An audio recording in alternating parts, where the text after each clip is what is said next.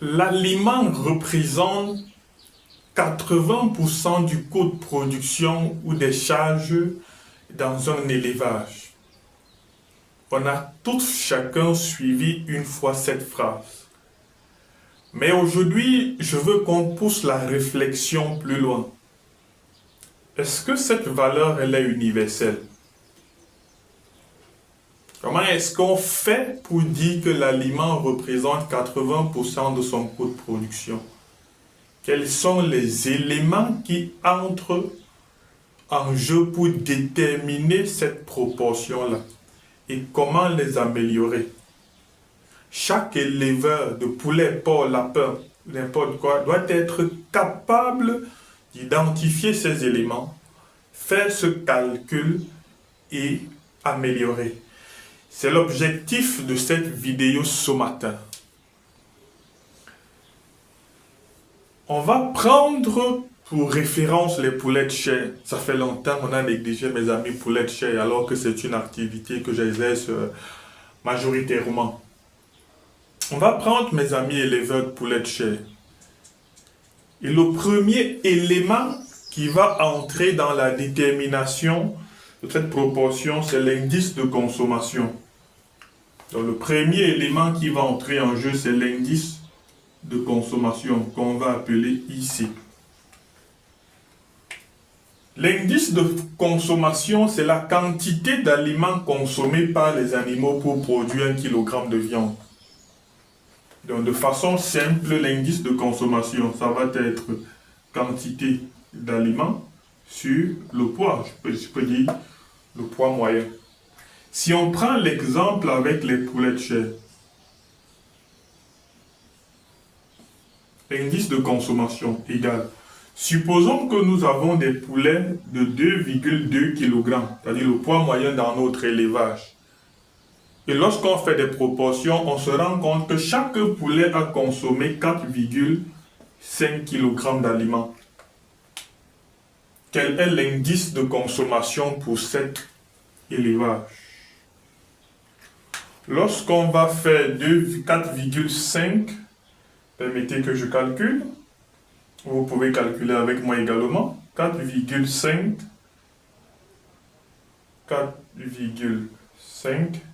divisé par 2,2, ça me donne 2,045, donc 2,04.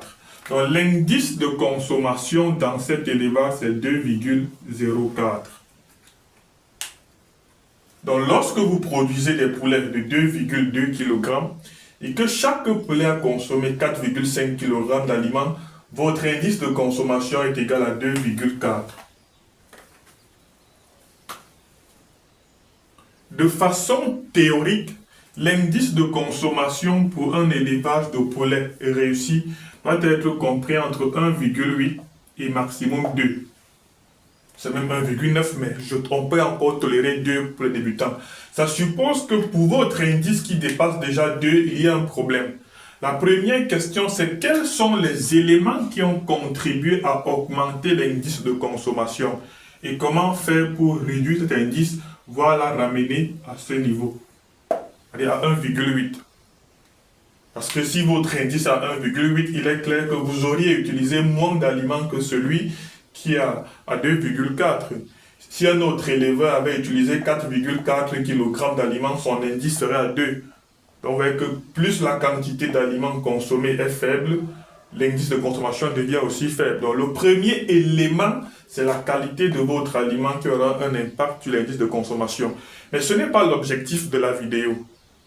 Lorsqu'on a calculé l'indice de consommation de ces poulets, quel est le coût de l'aliment par kilogramme de poulet que je produis? Et vous avez produit 2,2 kg de poulet. Quel est le coût que vous dépensez en aliments pour produire 1 kg? Deuxième question qu'il faut savoir. Ces calculs sont valables pour l'élevage de lapin, l'élevage de porc, l'élevage de chèvre, l'élevage de canard, l'élevage même de serpents si vous voulez. La formule ici c'est quoi? C'est l'indice de consommation multiplié par le prix de votre aliment. Ça suppose que lorsque je vais donner mon aliment, démarrage, croissance et finition, je vais calculer le poids moyen, le prix moyen que j'aurais dépensé en aliment. Parce que dans les 4,5 kg, il y aura l'aliment pré-démarrage, l'aliment démarrage, l'aliment croissance, l'aliment finition. Le poids moyen, je suppose qu'il va me donner 400 francs. Ça, c'est le prix moyen de mes aliments. Mon indice de consommation, c'est 2,04 multiplié par 400. Ça suppose que pour produire 1 kg de poulet, j'ai dépensé combien en termes d'aliments? On va encore faire notre calcul ensemble. Donc j'ai 2,04 multiplié par 400 francs. Ça me donne 818 francs,18. Donc je vais prendre 818 francs. 818 francs. Ça suppose que pour produire 1 kg de poulet, je dépense en aliments 800,18 francs. On va faire une petite règle de 3. Si 1 kg de poulet, il faut 818 francs, pour le 2,2 kg que j'ai produit, 2,2 kg, il me faut X. X sera égal à 2,2 kg multiplié par 818 francs. X égale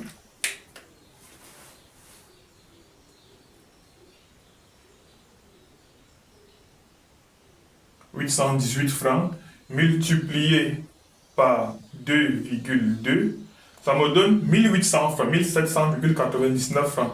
Donc 1800 francs. Donc ça me donne 1800 francs. Ceci signifie que pour produire mon poulet de 2,2 kg, j'ai dépensé 1800 francs uniquement pour l'aliment. Lorsque je calcule donc mon coût de production total, si à la fin je me rends compte que mon coût de production que j'appelle CP est égal à 2200, quelle est la proportion d'aliments? Donc le pourcentage de l'aliment c'est quoi? C'est 1800 francs divisé par 2200 fois 100.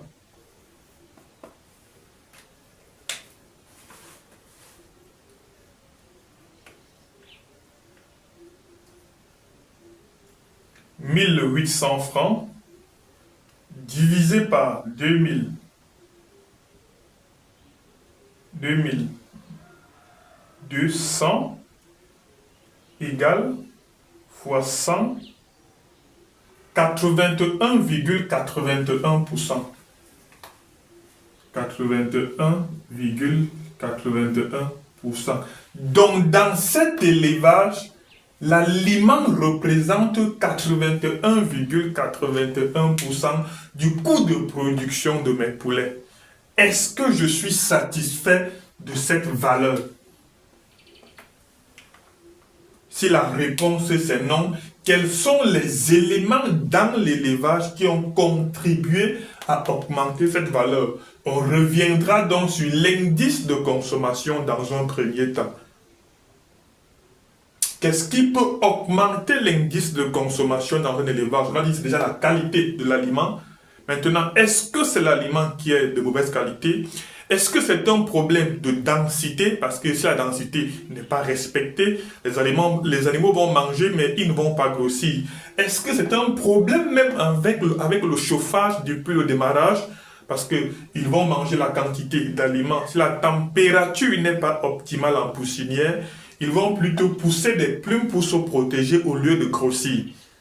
Autant d'éléments qu'il faut pouvoir évaluer pour réduire son indice de consommation et le ramener à 1,8, pourquoi pas 1,9. Vous voyez que si l'indice de consommation est réduit, si on parle de 2,2 à 1,8, par conséquent, le coût de l'aliment par kilogramme de poulet produit va être réduit. Enfin, donc, le coût de production final sera réduit aussi et la proportion d'aliments va être réduite. Donc, il n'est plus question pour un éleveur de dire l'aliment représente 80% des charges fixes. Non. Chacun doit être capable de faire ce calcul, faire une évaluation. C'est vrai que c'est un peu compliqué pour l'éleveur lambda. Nous, on applique ces calculs parce qu'on est manager d'exploitation. Donc, il faut à chaque fois se rassurer que le promoteur qui vous paye, qui vous confie son exploitation pour la gestion, tire du véritable profit à travailler avec vous. C'est pourquoi nous, on peut faire tous ces calculs et on doit les mettre, il faut déjà inculquer ça dans la tête de l'éleveur pour la recherche de la perfection. Donc, il ne faut pas se limiter à faire l'élevage de poulet, il faut faire la production, que ce soit poulet, porc, lapin, c'est-à-dire évaluer tous les paramètres et mettre sur pied donc un plan de restructuration pour avoir un résultat meilleur. Parce que si votre coût de production continue à être élevé, un autre éleveur qui aura produit à 2000, vous aurez des difficultés à vendre pendant qu'il est sur le marché. Voilà pourquoi il est important de faire toutes ces évaluations. Le but, c'est d'arriver à un coût de production très faible, qui est conditionné par l'aliment. Vous avez vu, dans ce cas de figure, l'aliment représente plus de 80% des charges. Vous voyez que les poussins, les produits vétérinaires et la santé, ça prendra au plus 19%. Donc, il faut davantage maximiser sur cet élément. C'est pourquoi l'éleveur doit pouvoir contrôler ses formules, doit pouvoir contrôler son aliment. Alors, je profite, avant de conclure cette vidéo, je vous demande de la partager parce que je sais qu'elle est intéressante, qu'elle va aider ceux qui la suivent et permettons ensemble qu'elle aide aussi d'autres éleveurs. Partagez un peu de partout où vous pouvez. Je rappelle que le dimanche, à partir de 20h30 heure du Cameroun, nous aurons une visioconférence sur la nutrition et l'alimentation des porcs. C'est gratuit. On parlera également de la prévention des diarrhées chez le porcelet. C'est une visioconférence gratuite. C'est vrai qu'après elle, il y a une formation complète qui viendra le 4 février, assortie d'une attestation. Pour ceux qui font les poulets, ça vous le savez déjà, et on met des poussins de qualité à votre disposition. On vous offre des formations de qualité disponibles également en vidéo. On vous accompagne dans tous vos projets, de la conception jusqu'à la matérialisation de vos projets. Pareil pour les porcs, pareil pour les lapins. Donc, vous avez nos contacts. Merci pour votre fidélité. Merci également, comme je le disais, de partager la vidéo. Car ensemble, on est plus fort.